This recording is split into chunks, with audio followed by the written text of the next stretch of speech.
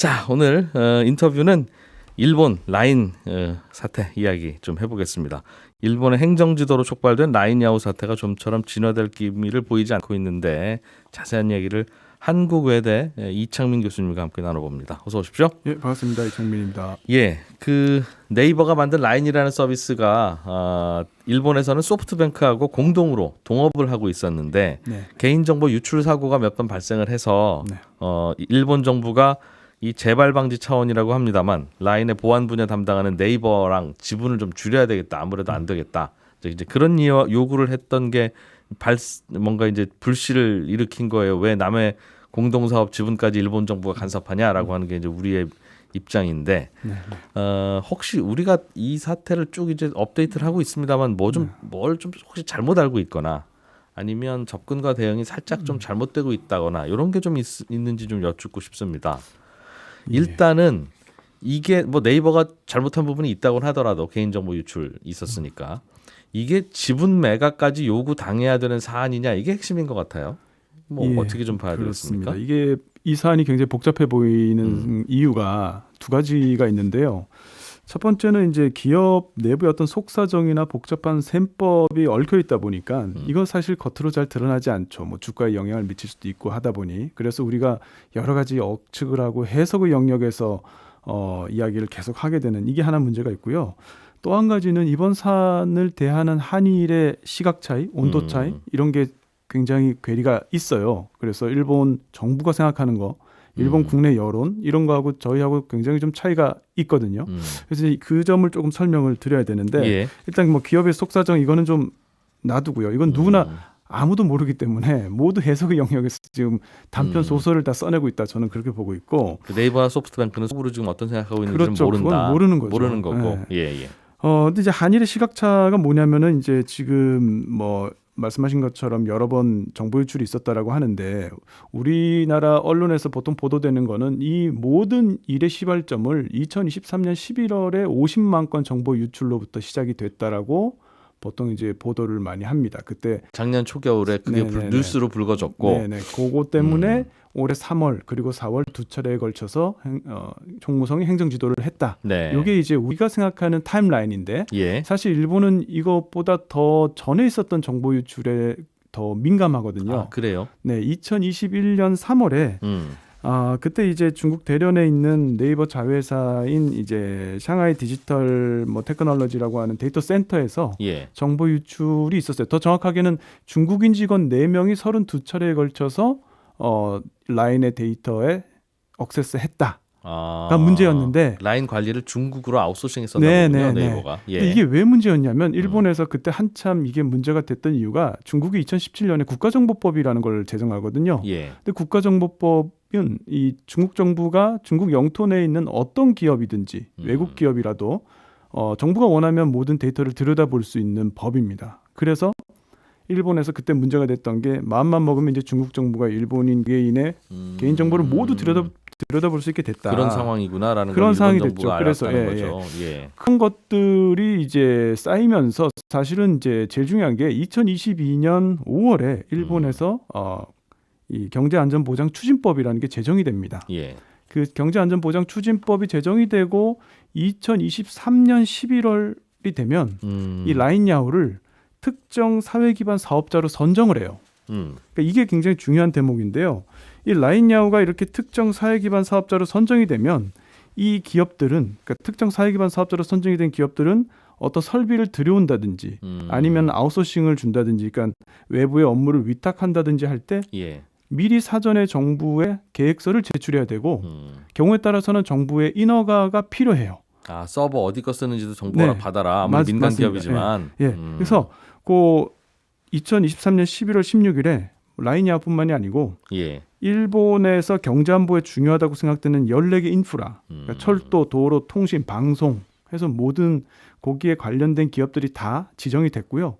라인야후는 소프트뱅크 엔티티와 함께 통신 사업자로서 경제안보의 중요한 사업자로 지정이 됐습니다. 그래서 그때부터는 일본 정부가 법적으로 너무 좀 과도하다 싶은 간섭과 규제도 할 수 있게 됐다는 설명입니까? 그런데 거기에 약간의 이제 재밌는 부분이 있는데 제가 2023년 3월 11월 16일 날 지정이 됐다 그랬잖아요. 예.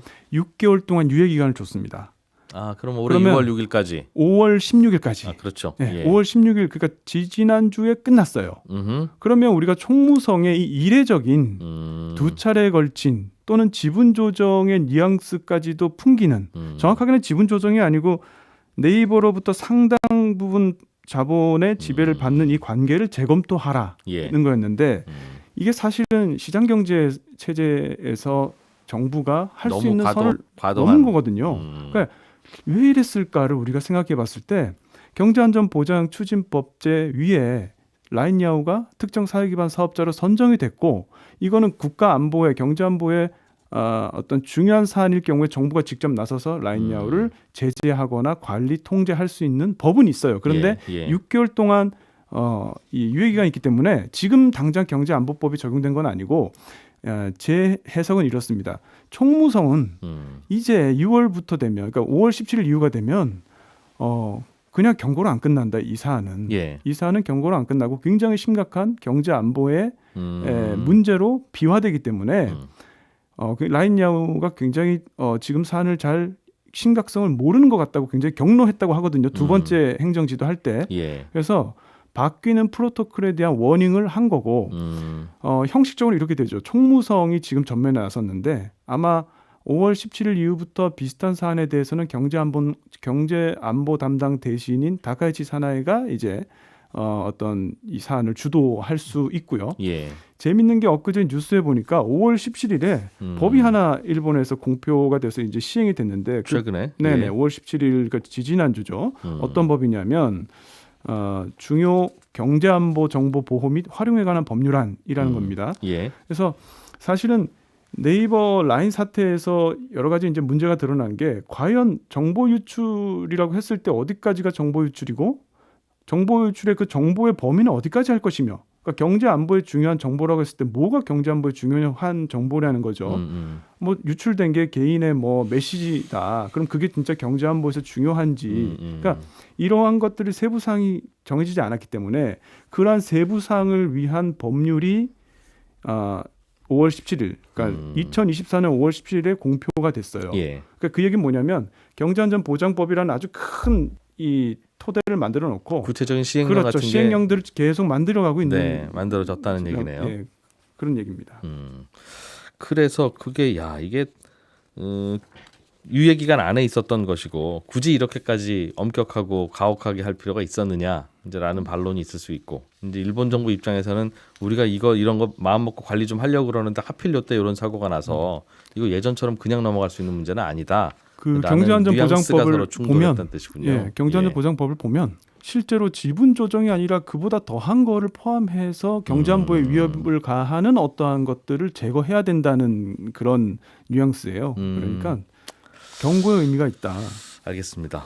일본에서는 이제 그런 행정 지도를 좀 강화해야 하는 인프라 사업에 대해서는 그런 분위기가 잡혀가는 상황인데 그럼에도 불구하고 우리 입장에서 보면 이걸 이렇게까지 할 일이냐 라는 생각은 들어요. 이게 지금요 역설적으로 한일 관계가 너무 빨리 좋아져서 생긴 부작용입니다. 그게 왜 그랬습니까? 왜 그러냐면 우리가 최근 4, 5년 동안 한일 관계가 굉장히 안 좋았죠. 위안부 합의 문제에 관련한 것들, 그다음에 강제징용 문제 재판 관련한 것들로 인해서 한 4, 5년 동안 한일 관계가 굉장히 안 좋았는데 그 사이에 일본은 2022년에 경제안전보장법이라는 걸 만들고 그 위에 특정 사회기반 사업자라는 걸 선정을 해서 기업들을 전부 다 지정을 했어요.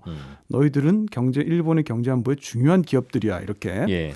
이게 뭐 시간이 짧으니까 제가 긴 설명은 못합니다만 1930년대 중요산업통제법이랑 굉장히 비슷한 형식으로 지금 진행이 되고 있어요. 태평양 전쟁할 그렇죠. 때 그런 식으로 전쟁 법을. 수행에 필요한 기관들, 기업들 너 이렇게 지정하듯이 그래서 지금 소프트뱅크의 지원금을 정부가 AI 개발에 주고 있는 것도 이 법에 지금 근거해서 지원을 할 수 있거든요. 근데 우리는 지금 할 수 없고 하여튼 그건 뒤에 다시 얘기하고 그래서 그렇게 사이가 안 좋았는데 2023년에 정상회담 7차례 하면서 갑자기 사이가 좋아졌잖아요. 그러면서 캠프 데이비드에서 한미일 안보 협력 하자고 얘기했는데 안보 협력 하자는 말과는 다르게 시스템은 지금 없는 거예요. 왜냐하면 제가 이렇게 비유를 합니다. 이혼하려고 이혼 서류를 접수했는데 네. 이혼 진행되고 있는데 중간에 만나서 사이가 좋아진 거예요. 음. 근데 지금 이혼은 진행되고 있잖아요. 네. 법원에서 서류가 날라오니까 이제 황당한 상황인데 일본은 이미 그런 룰 세팅에서 경제안전보장법 위에 다양한 지금 디지털 무역이나 이런 것들이 룰 세팅을 끝내고 지금 그걸 하고 있어요. 예. 한국과 일본은 디지털 우방국이 아니거든요. 예. 일본은 그 CPTPP 가입하려면 그 세 가지 원칙이 있는데 그 중에 한 가지가 이 디지털 데이터의 자유로운 월경을 허용해야 돼요. 예. 그래서 CPTPP에 가입된 나라들끼리는 그렇게 지금 하고 있고 미국은 CPTPP에서 탈퇴를 했기 때문에 예. 미국과 일본이 미일 디지털 무역 협정 이런 걸 따로 맺어요. 아, 그래서 네. 일본에서 뭔가를 서비스를 하려면 일본의 중요한 데이터들이 사실은 뭐 데이터 센터가 캐나다에 있어요라면 캐나다로 넘어갔다 왔다 갔다 하고 다 해야 되는데. 그렇죠. 한국하고는 그게 일단 없어요. 아, 옛날에 한일 간의 관계가 그럼 좋았다면 같이 뭔가 진행이 돼서 진행이 됐을 수도 했을 있죠. 것이고 그럼 중국에서 네, 관리하는 것도 뭐 오케이를 했을 그렇죠, 수도 그렇죠. 있고. 그런 것도 있고 하여튼 가장 중요한 건 우리나라 정부의 지금 대응 방식도 굉장히 WTO 체제 하에서 어떤 분은 그 얘기 하시더라고요. 지금 이거는 일본의 국내법에도 맞지 않고 국제법에도 맞지 않고 통상법상으로는 비례성의 원칙에 위배되고 투자협정 위반이다라고 하는데 이 말은 다 맞는데 WTO라는 세상에선 맞죠.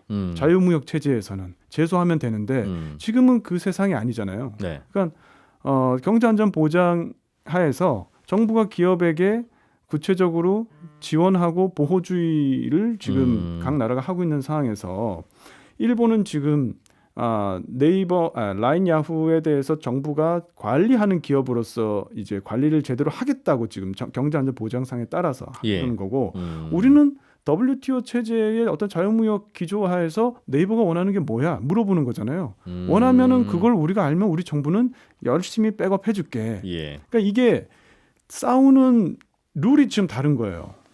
이제는 세상 바뀌었으니 바뀌었는데 아무리 중요한 기업이고 네. 민간 기업이라도 나라에서 관리할 건 관리할 그렇죠. 거야라고 하는 게 그렇죠. 최근 트렌드고 일본 정부도 따라갈 거고 그렇죠. 있는데 일본은 굉장히 앞서 있어요. 그 부분에서 디지털화는 뒤쳐져 있는데 예. 디지털 무역의 룰 세팅, 그러니까 경제안전보장법을 만들고 디지털 우방을 만들어서 미국이 일본의 디지털 센터를 만들 수 있고 데이터 센터를 예. 미국도 일본도 미국의 데이터 센터를 만들 수 있는데 이제 앞으로 일본이 한국의 데이터 센터를 만들려면 또는 한국 기업이 일본에 뭔가를 하려면 일본 정부로부터 경제안전보장상에 각가지 그걸 인허가를 또 받아야 돼요. 굉장히 불확실성이 커지거든요. 예. 그러니까 우리는 우방이 아니기 때문에 지금 발생하는 문제고. 일본하고 그러니까 일본 입장에서는 사실은 정부가 포커스를 두고 있는 거는 지분이 아니라 경제안전보장상에서의 정보 유출이나 이러한 이슈들인데 일본 정부가 그렇죠. 긴장하고 있는 부분은 그렇죠. 네.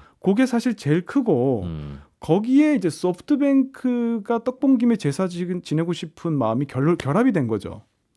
그러니까 이번에 그럼 지분까지 넘겨라라고 하는 거는 은근히 소프트뱅크 쪽에 소프트뱅크의 뭐 입김이라기보다 그 자문위원회에서는 이렇게 얘기가 나왔습니다. 이게 도대체 반복적으로 발생하는 정보 유출의 문제가 뭐냐. 그러니까 이 전문가들이 이야기를 하는데 그 중에 하나가 뭐냐면 예. 복잡한 자본관계 내지는 자본 지배관계로 인해서 기술적으로 독립을 못하다 보니까 뭔가 문제가 생길 때마다 네이버에 전화해서 의뢰하고 부탁하고 이 관계가 계속되니 여기서 직접적으로 문제가 해결이 되는지 안 되는지 체크가 안 된다. 예. 그럼 뭐 이거 지분 정리해야 되는 거 아니야? 이 정도로 좀 어떻게 보면 가벼운 느낌으로 접근을 했는데 소프트뱅크 입장에서는 차라리 잘 된 것 같은 지금 느낌인 거죠. 왜냐하면 원래 소프트뱅크하고 네이버가 처음에 이제 2019년에 경영 통합을 할 때 그때 이유가 뭐였냐면 페이 전쟁을 했었잖아요. 예. 그 네이버가 동일본 대지진 이후에 일본에 진출했지만 사실상 수익이 크게 나진 않았거든요. 왜냐하면 일본이 워낙 디지털화에 뒤쳐져 있다 보니까 이커머스나 뭐 핀테크에 연결이 잘 안 돼가지고 돈벌이는 잘 안 됐습니다. 예. 그래서 결국에는 결제 앱을 보급을 시켜야 되는데 그래서 네이버는 라인 앱을 이제 이거 보급을 시키고 예. 반면에 이제 소프트뱅크는 페이페이 앱이 있었거든요. 그 결제 앱은 그게 조금 좋았다면서요? 결제 앱이 훨씬 압도적이었죠. 거보다? 예. 근데 둘이 이제 전쟁하면서 이 마케팅 비용을 소프트뱅크는 한 100만 원 쓰고 네이버는 한 3배를 썼어요. 300만 원 쓰면서 치킨 게임을 한 거죠. 그렇게 예. 하다 보니 미중의 빅테크들한테 이 시장을 뺏기겠다 잘하면 우리가 미중 말고 제3지대를 하나 만들자라고 그래서 이제 네이버와 소프트뱅크가 힘을 합친 건데 네. 막상 힘을 합쳤더니 생각보다 시너지 효과가 크지 않았다는 거잖아요. 그러니까 이 여러 가지 사례가 있지만은 네이버 측에서 그 라인뱅크 인터넷 은행을 만들려고 하는데 그거 예. 반대한 게 소프트뱅크거든요. 왜냐하면 소프트뱅크는 페이페이 뱅크가 있었기 때문에 음. 사업 영역이 다 겹치고 그래서 예. 고민하던 와중에 2022년 챗GPT 열풍이 굉장히 두 기업에게 충격을 줬습니다. 서로 동상이몽을 그 하게 네이버하고 그 소프트뱅크하고는 그동안 합작 동업을 하면서도 사이가 별로 안 그렇죠. 좋았어요. 삐걱삐걱 됐죠. 네. 어. 왜냐하면 메신저 기능이 있고 없고만 빼고 나머지는 다 사업 영역이 겹치는 거예요. 아. 이걸 어떻게 정리해야 되지 하는 그러니까 일본에서는 반드시 공동 사업을 하자는 게 아니라 소프트뱅크도 소프트뱅크대로 사업을 하고 네이버도 네이버 일본 사업을 하는데 그렇죠. 일부 메신저가 필요한 어떤 사업 특정 메신저와 분야에서만 포털만 합친 거죠. 그래서 아, 그 야후라는 1위 검색 사이트 포털과 예. 라인이라는 1위 메신저가 합쳐서 라인 야후로 간 건데 예. 그걸 제외한 다른 사업 영역들은 굉장히 충돌 소지가 있어서 서로 이 부분에 대한 고민이 많던 가운데 예. 챗 GPT 열풍이 부니까 이제 생성형 AI가 그다음 이제 산업의 어떤 리딩 섹터고 먹거리가 된다라는 인식이 예. 소프트뱅크와 네이버 사이에 이제 동상이몽을 갖게 했고 그래서 소프트뱅크의 손마사요 씨가 결심을 한 거예요. 헤어질 결심을. 무슨 말이냐? 원래는 네이버가 개발하고 있는 AI에 투자를 하려고 계속 생각하고 얘기를 해왔는데 예. 그거를 접겠다라고 발표를 합니다. 최근이군요. 최근이죠. 예. 그러면서 이것도 최근인데 몇 달 전에 직접 10조 엔을 들여서 자체 개발하겠다고 하거든요. 인공지능을. 네. 그 말이 떨어지자마자 정부가 그럼 나도 소프트뱅크 지원하겠다. 421억 엔 지원하겠다. 이거는 소프트뱅크가 생성형 AI를 만드는데 필요한 슈퍼컴퓨터의 정비 비용으로 내가 정부가 내겠다 이렇게 된 거예요. 요즘 각자 자국 AI 만드는 게 또 붐이기도 그렇죠. 하죠. 거기다 예. 지금 전 세계 미국의 빅테크들이 지금 일본으로 몰려오고 있잖아요. 일본 정부 입장에서는 지금 IT 혁명에는 뒤처졌지만 AI 혁명은 치고 나가야 된다라는 절실함이 있고 여기에 이제 소프트뱅크가 호응을 한 거고 하겠다고 하니 그렇죠. 예. 그러면 이게 좀 얘기가 또 옆으로 좀 가는데 어떤 분이 그런 말씀 하시더라고요.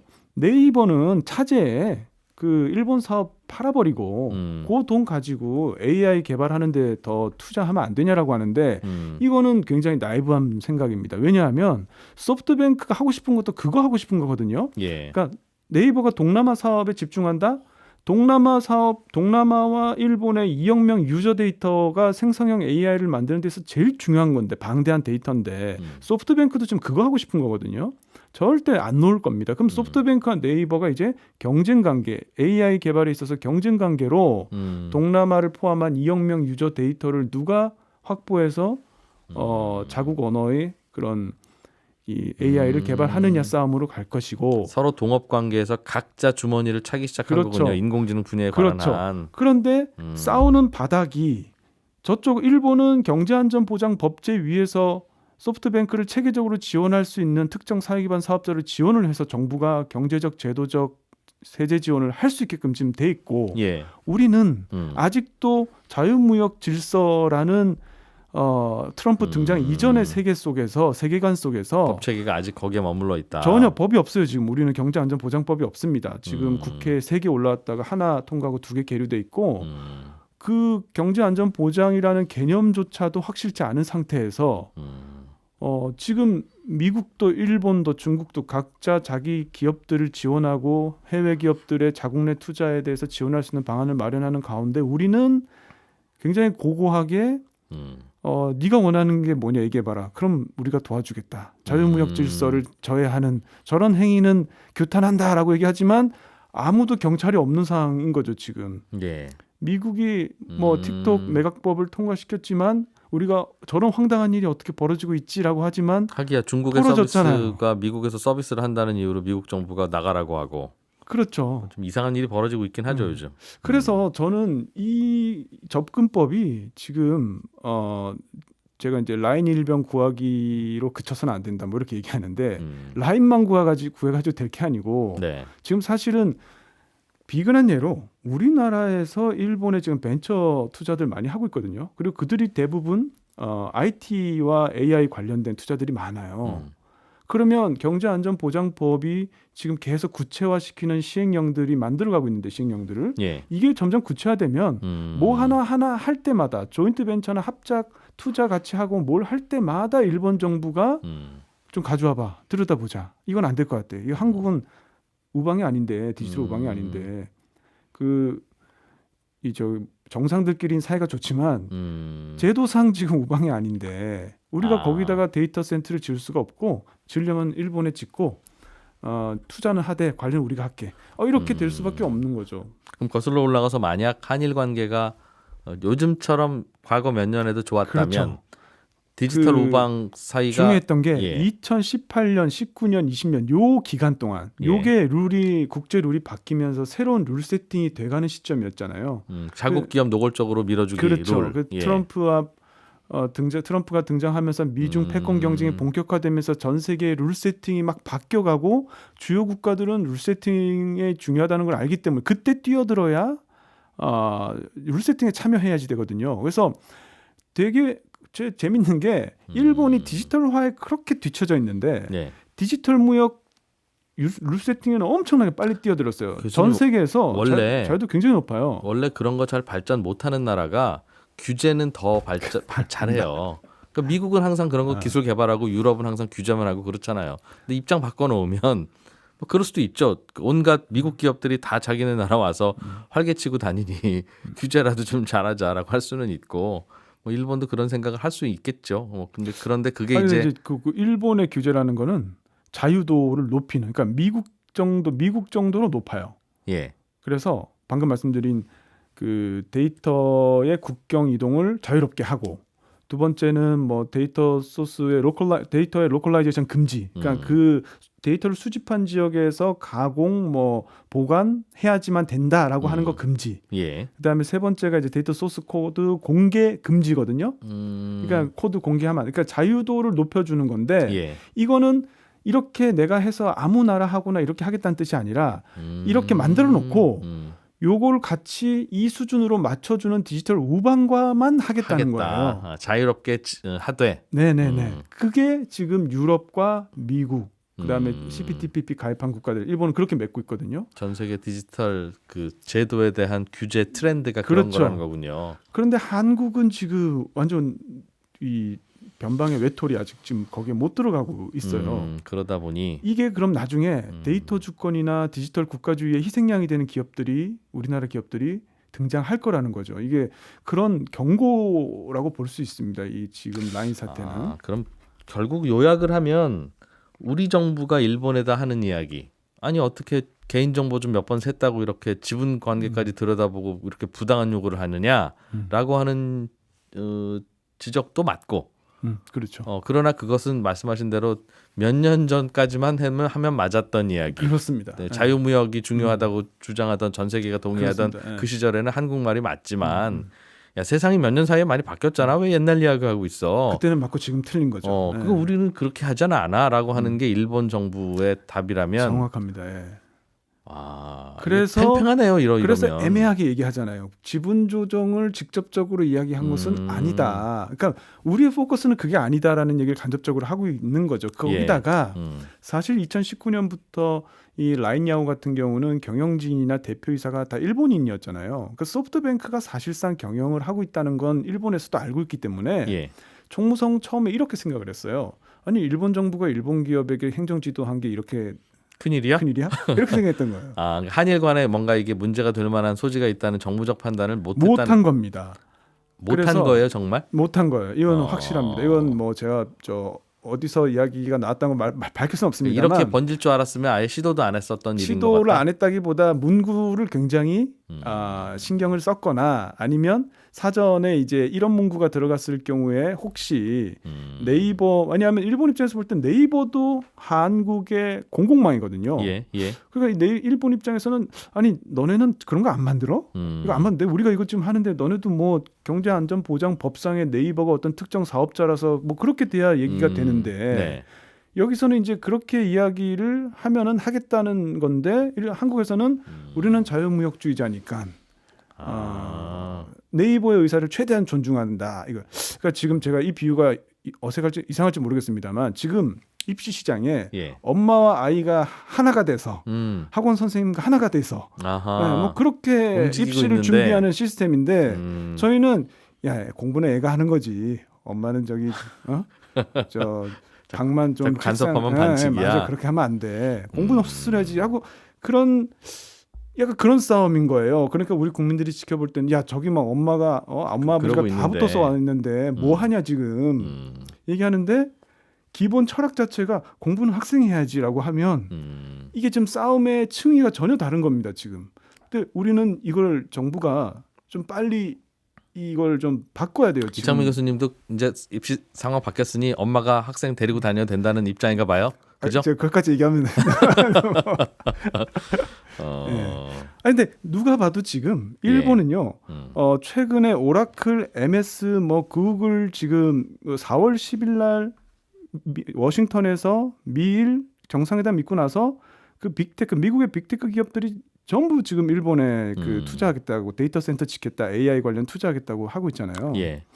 그게 가능한 거는 여러 가지 뭐 이유가 있습니다. 일본이 디지털에 뒤처져 있어서 개발하기가 편하고 뭐 이런 것도 있지만 사실은 시스템상으로 네. 디지털 우방이기 때문에 거기에 데이터 센터를 지어도 문제가 없는 거예요. 미국 기업 입장에서는 불확실성이 크지 않은 거예요. 디지털 우방이라고 하는 멤버십은 그냥 같은 국민으로 봐준다는 거군요. 디지털 세상에서는. 데이터가 거기 있다가 미국으로 올 수 있고 왔다 갔다 자유롭게 할 수 있기 때문에 예. 그렇기 때문에 가능한 건데 우리는 그 투자를 받을 수가 없고 또 일본은 지금 그래서 소프트뱅크 지원하고 라인야오도 지원하는 거 아닙니까? 그 법에 따라서 우리는 만약에 정부가 네이버에게 현금성 지원을 한다거나 보조금을 지급한다고 하면 난리 날 겁니다. 왜 특정 사기업을 지원하느냐? 예. 그러면 이게 우리의 이 뭐라 그럴까요? 이 통상 질서 안에서는 그게 말이 안 되지만 이제 일본은 말이 된다는 거죠. 일본은 지금 노골적으로 지원하고 있거든요. 예. 경제적 지원, 뭐 보조금, 세제 혜택, 뭐 규제 이런 거 다 풀어주고 보기에 따라서는 야 저게 말이 돼? 저 특정 기업을 저 주주들의 이익을 위해서 왜 기업이 저 정부가 저렇게까지? 뭐 새로운 트렌드라고 하니 그럼 뭐 받아들이겠습니다. 받아들인다고 가정할 경우에 그럼 이번 사건은 소프트뱅크를 도와주기 위해서 일본 정부가 바뀐 컨셉으로 지원한 결과예요? 아닙니다. 그거는 이제 의도하지 않은 결과로서 거기까지 해석은 할 수는 있지만 예. 일단 일본 정부가 가장 포커스를 하고 있는 건 정보 유출. 경제 안전 정보예요. 경제 안보입니다. 예. 경제 안보 차원에서 이 정보가 그러니까 지금 정보 그걸 말씀하시거든요. 정보 내용이 그 해봐야 개인 메신저고 아무 중요하지 않은 거라고 하는데 그것 때문에 5월 17일 날 또 법을 만든 거예요. 예. 경제 안전에 중요한 정보란 무엇인가라고 그걸 또 규정하는 거를 네. 시행령을 계속 만들고 있거든요. 네. 그래서 그것들을 만들어가는 지금 과정입니다. 과정이기 때문에 이 첫 사례를 잘 정부의 입장을 이 기록을 남겨놔야 첫 시범 케이스에 걸렸다는 시범 얘기군요. 케이스인 거죠. 소프트뱅크와 왜냐하면 또 라인야오. 라인야오 같은 경우는 몇 차례나 정보 유출이 있었기 때문에 이 본보기로 딱 좋죠. 심지어 중국에 있는 데이터 센터에서 유출이 됐었던 이 친구들이 또 터졌어. 또 터지고 뭐 세 번째거든요. 이게 큰 것만. 네. 그러니까 총무성 입장에서는 경제안전보장이라는 어떤 큰 틀 안에서 안 그래도 이거 단속 제재를 하고 주간인데 그러면서 경고하는 거죠. 야 다음번엔 내가 아니고 경제안전보장에서 나온다. 그리고 다음에 행정지도로 안 끝나. 처벌로 가. 알지? 법이 생겼어 법이. 이렇게 프로토콜이 바뀌었다는 거를 음, 경고 워닝을 하는 거예요. 그런 과정에서 네, 니네 네. 왜 자꾸 재발하는데라고 물으니까 저희는 지분 구조상 네이버랑만 해야 그렇죠. 돼요라고 뭐 해서 있으면 정보 유출을 어떻게 처리하는데 했더니 네이버에 일단 메일 보내서 이거 좀 봐달라고 합니다. 그러니까 그거를 끊어라. 그 왜 자꾸 네이버랑만 네, 하는데? 그래요. 그렇습니다. 그래서 지금 정보 하다 보니까 자기들도 굉장히 디테일은 몰랐던 거예요. 사실은 이게 지분을 매각하면 정보 의존도가 끊어지나? 그게 아니었던 거죠. 그래서 지금은 그렇겠죠. 위탁 관계를 완전히 접었습니다. 끊었어요. 그러니까 이제 네이버를 통한 정보 유출은 앞으로 물리적으로 있을 수가 없어요. 언제 끊었어요? 이번 사건 때문에 행정지도 2차 그럼 네이버 클라우드 안 쓴다는 거군요. 이제. 네이버 쪽에 위탁 관계를 중지하겠다고 했습니다. 했기 때문에 벌어지지 않는데 그러면 이제 지분 관계는 손댈 필요가 없잖아요. 그렇죠. 예. 아마 지분 관계 이야기 안 할 겁니다. 그래서 총무성도 네. 굳이 그런 총무성에- 얘기까지 꺼냈다가 네네. 이번에 불똥 튄 걸 알았으니까. 네네. 불똥도 튀었고 총무성이 처음에 포커스를 맞췄던 그런 정보 유출 그게 경제 안전 보장과 연결되는 그런 고리였기 때문에 그 부분에서 이제 문제가 해결됐기 때문에 그럼 이번 예. 사건은 그럼 네이버 클라우드를 일본 라인 야후가 안 쓰는 걸로 마무리를 그렇죠. 하는 라인 야후가 거다. 네이버하고 위탁 관계를 완전히 종료시키는 걸로 예. 마무리될 것이고 앞으로는 아마 동남아 사업을 관장하고 있는 라인 플러스라는 자회사가 있죠. 그 라인 플러스를 어떻게 누가 가져가느냐, 운영하느냐, 이게 이제 협상의 마지막까지 굉장히 어떤 힘든 부분이 될 것 같아요. 지분 변동이 없으면 그거를 굳이 새삼 지금 협상할 필요까지도 없을 텐데 지분을 팔면서 그거를 그럼 네가 가져갈래 내가 가져갈래 이제 그 협상을 해야 되는 거니까 당장 그걸 해야 될 필요까지야 없어졌습니다만 말씀하신 대로 인공지능을 소프트뱅크도 개발하고 네이버도 개발하고 이제 서로 남남이라면 그렇죠. 인공지능 개발 단계에서 필요할 수밖에 없는 동남아 지역의 다양한 정보들을 그렇죠. 데이터들을 데이터 유저가 2억 명이잖아요. 라인을 통해서 다양하게 학습을 시켜야 할 되는 텐데 거죠. 그거는 그럼 공동으로 쓸 건지 그 부분이죠. 아닌지는 공동으로 쓸 그건 건지 예민한 문제다. 아닌지 그렇죠. 그런 예. 얘기군요. 이번 일은 전 세계적으로 자유무역이 아니라 보호무역으로 바뀌는 트렌드 사이에서 벌어진 신호탄. 일종의 충돌, 뭐 작게 충돌이고, 보면 해프닝, 다르게 우리 크게 보면 우리 입장에서는 세상이 바뀌었다는 걸 절감하는 음, 첫 사례. 음, 이게 세상이 바뀌었구나. 네, 1930년대가 딱 이랬거든요.